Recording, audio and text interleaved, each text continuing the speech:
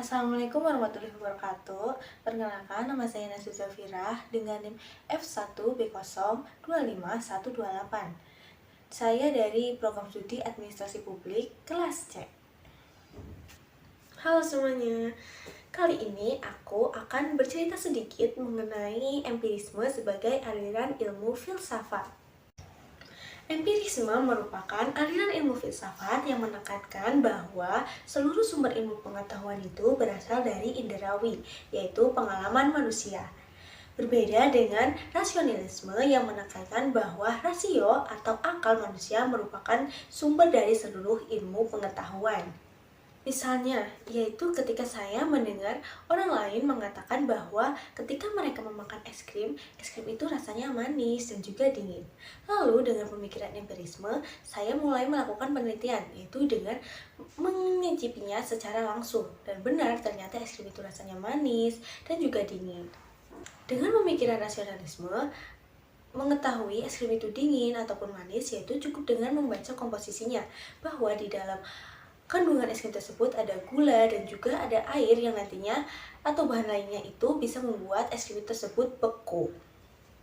Empirisme berasal dari kata empiri yang artinya indera dan isme yang artinya pengalaman manusia yang dilatar belakangi karena adanya kemajuan ilmu pengetahuan yang dapat dirasakan manfaatnya, sehingga pandangan orang tentang filsafat itu mulai merosot. Hal ini terjadi karena filsafat dianggap tidak berguna lagi bagi kehidupan. Sedangkan di sisi lain, ilmu pengetahuan itu besar sekali manfaatnya bagi kehidupan.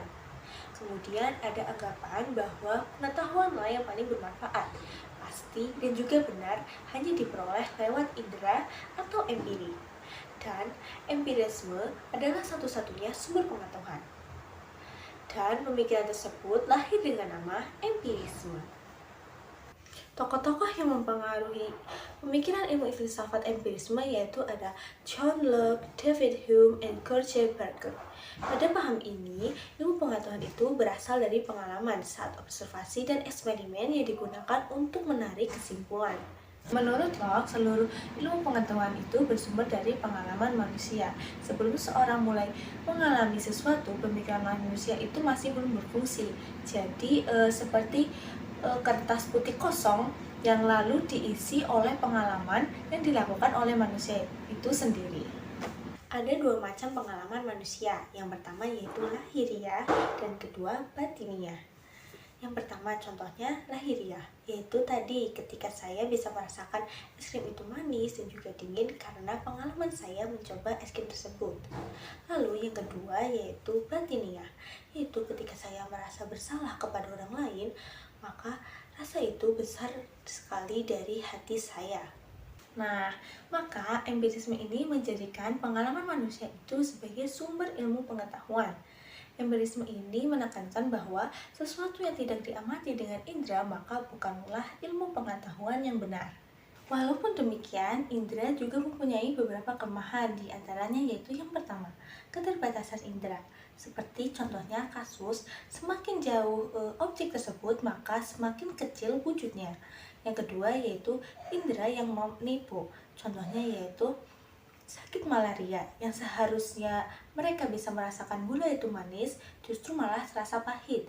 Dan udara yang seharusnya itu panas malah justru terasa dingin. Lalu yaitu yang ketiga yaitu ada objek menipu seperti fata morgana. Baik, terima kasih banyak. Tadi merupakan sedikit pemaparan teori empirisme dari saya. Kurang lebihnya mohon maaf. Wassalamualaikum warahmatullahi wabarakatuh.